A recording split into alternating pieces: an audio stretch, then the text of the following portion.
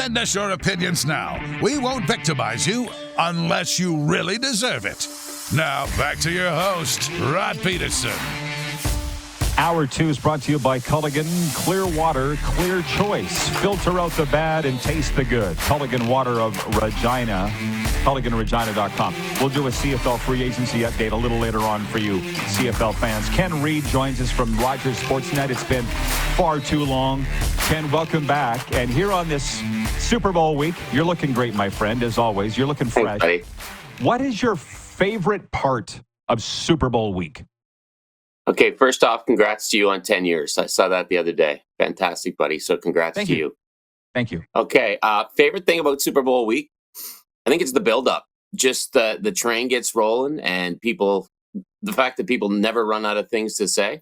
I had the honor of covering one Super Bowl. It's quite something, but I think it's just the build-up and the storytelling. And like, lucky for us, we have the Arash Madani on, and Arash can weave a tale. So I just kind of like the build-up, to be honest. It's, as you know, it's so different from Grey Cup week. Grey Cup week's a party. I think Super Bowl is a little more corporate than Grey Cup, but yeah, I'd say the build-up just my favorite thing. Which Super Bowl did you cover? Super Bowl 48 in New Orleans. A lot of fun. It was my first and only one. I got to do it with the great Stephen Brunt, which was a blast.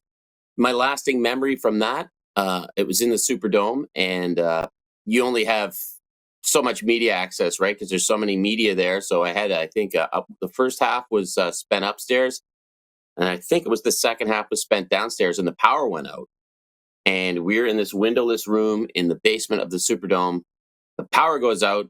It's pitch black. And of course, you know, the world we live in, Brunt and I both kind of look at each other through the whatever dim light we had, and we said, something going on? And luckily nothing too much was going on. It was just a power outage. But that's kind of my lasting memory from that game, which is, you wouldn't think that would be your memory, but something like that, it sticks with you.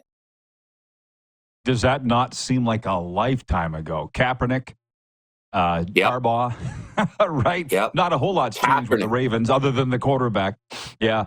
Flacco, Kaepernick. Kaepernick. Yeah. Lifetime. Sorry to interrupt, but yeah. The fact that like Kaepernick was on the upswing and you thought he was going to be around for years, and then all hell broke loose there. So yeah, that a lifetime ago. That's a good way to put it. You have always the hot takes. What I love about you is you're not afraid to give them, primarily on the Blue Jays. But I'm just wondering what you think about the favoring the Chiefs narrative and Roger Goodell laughing about it, saying yesterday it's ridiculous. How do you feel about that as they go for the three-peat on Sunday? Well, first off, there's nothing else Roger Goodell can say. But when I look at it, if you're going to favor a team, why would you favor a market the size of Kansas City? It seems, do you really need to get Taylor Swift on TV that much? I think it's, listen, as long as there's been sports, there's been fans saying that team gets the calls. We don't get the calls. If you're the NFL, I think you would have designed a better script, as Goodell says. He writes all the scripts. But I think you would have designed something more attractive. No disrespect in Kansas City. I mean, last I checked, there's teams in New York and L.A., a couple big media markets, Chicago, big media market. So I think whenever there's a great athlete, there's always going to be talk. He gets the calls. He doesn't get the calls. And I think it was mentioned by your last guest as well, and by Goodell. We have this awful thing now called social media. And the thing about the one idiot in town, he was the one idiot in town, but now there's idiots in every town, and they have this thing they can gather on and share their crazy ideas. Whereas back in the day, that was just a local weirdo. And now if you put the kind of the conspiracy theorist and the crazy guy from every town together, you got a lot of people. So voila. It influences opinion, no doubt. Okay, people can see over your shoulder you're a fan of memorabilia, obviously, and all the rest. Here's a question I'm dying to ask you. The Utah hockey team, with these all quarter century teams that were announced by the NHL over the past month, completely ignored the Arizona Coyotes, and before that, the Winnipeg Jets. They had their top 6 players from the current Utah team, and I was disgusted by that.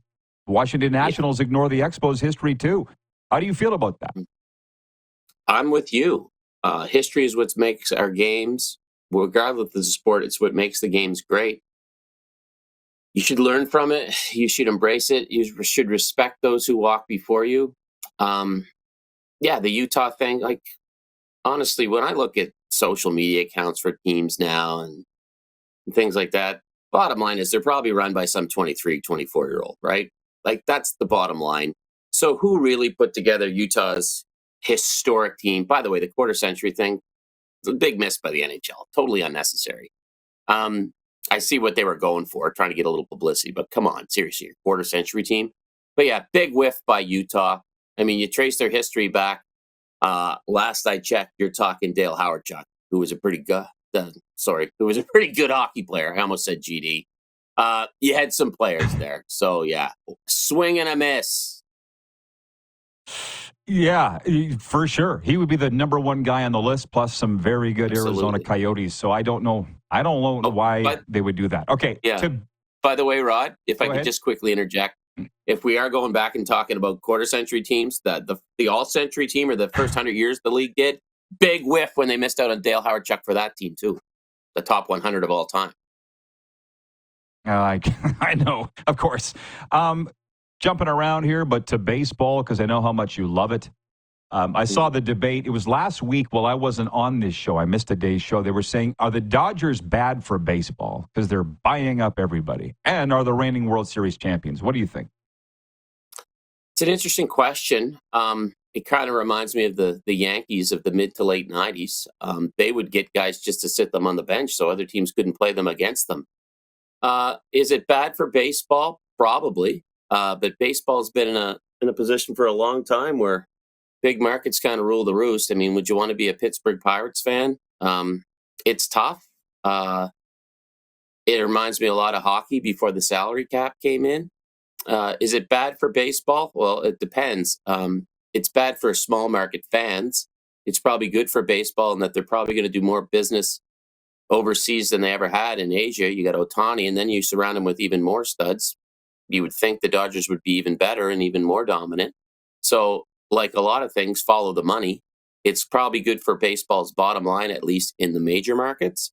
But I think from a purist perspective, it's definitely bad for baseball. I'm an Expos fan, right? That was my team.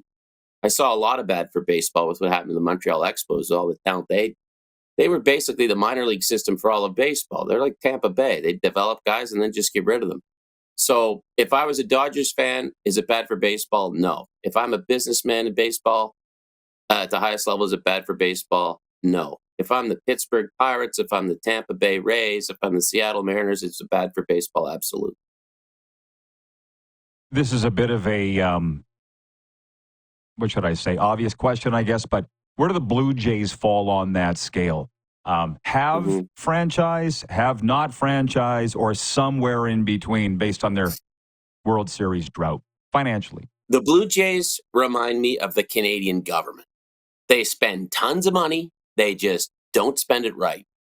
They are willing to pay. They pay into the luxury tax. And again, I hope I'm not coming off as a Roger shill. The owner's forking out the cash. The problem is the two guys in charge of forking out the cash should not be in charge of forking out the cash. I know Rod have said this many a time before. Shapiro and Atkins should not be running a Major League Baseball team. They should not be running the Toronto Blue Jays.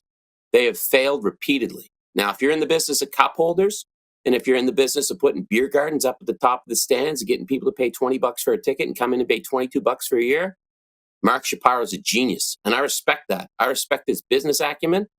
Don't have much to say about his baseball acumen. Don't have much to say about finishing second for so many free agents. Santander, great bat.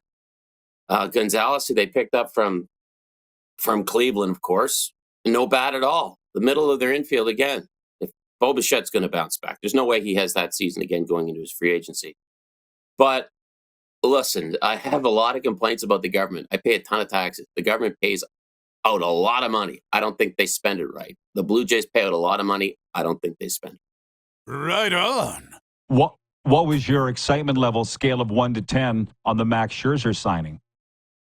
2. I mean, listen, I think the Max Scherzer signing was optically a fantastic signing. The casual fan is going to go, wow, we got Max Scherzer. That's awesome. True. Frank Thomas also played his last year in the majors for the Blue Jays. Max Scherzer pitched, I think, 45 1/3 innings last year. Listen, he's a great pitcher. He's a Hall of Famer.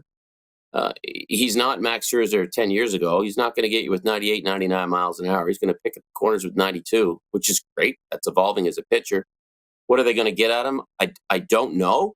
But I think the signing optically looks good because the casual fan can say, we just signed Max Scherzer. He's awesome. He's a future Hall of Famer, which is all true. But you didn't sign the Max Scherzer 10 years ago. I think that's what people need to know. But I think optically it was a good signing. As they said in Slapshot, come on down to the War Memorial. Plenty of tickets still available. So I think that might have had something to do with it. Gotcha. Sells tickets, living off a name for sure. Maybe the Blue Jays aren't away. And actually, here's my last thing for you. The all-quarter century thing, I had a lot of fun with. I did. Especially here in Florida with the Panthers and the Lightning. It was an interesting discussion. How about the Blue Jays? This is totally putting you on the spot, so you don't need to answer if you don't want to. But the Blue Jays all-quarter century team, did anybody do one? Kind of a fun debate when it's the team that you follow. Not that I know of. Off the top of my head, catcher Russell Martin, third base Josh Donaldson, shortstop Bo Bichette, second base, man. Oof. I don't know who I'd throw at second off the top of my head. First, Guerrero. Right, Bautista. Center, Pilar Kiermaier, maybe. Left, I'm throwing Teo out there, and my DH is Edwin. But who's your? I don't know who my second baseman is though. I'm at a Who's loss your starting there. pitcher? All quarter century team. Yeah, Clemens was gone before 2000. I'll say Roy Halladay, probably. I think you just absolutely nailed Roy Halladay. Yeah, no doubt. Ding, ding, ding, ding, ding. The correct See, it's answer, fun when it's the team that you follow. Yeah, exactly. But All it right, is, Ken, any last words or thoughts? As always, get pucks in deep. Enjoy Super Bowl week. My kid doesn't want to watch it because his Buffalo Bills lost, and I said, "Well, it'll be on, so you can check it out, little man." But no, always enjoy the show, Rod, and I love the questions off the top of the head, and I hope I don't get in trouble for my Blue Jays takes, and I know I won't because my bosses let me say whatever I want, despite what people might think. Isn't it great? Ken, thank you, brother. Have a great afternoon. Thanks, Rod. Peace, bud. Sportsnet anchor Ken Reid. I should have asked him. He can text in if he's still watching. Scott in Vancouver writes in and asks if he goes, Scott says, Ken, do you think Halifax will get the 10th CFL team? When are you guys going to give up the ghost? Oh, my God. But you know what? For the next 27 minutes to the top of the hour, I'm going to do viewer takeover the rest of the way, whatever you would want to talk about, because it's just you and me. We're live here on Game Plus TV across Canadian television in 32 U.S. states, streaming live and podcasts wherever the best podcasts are found.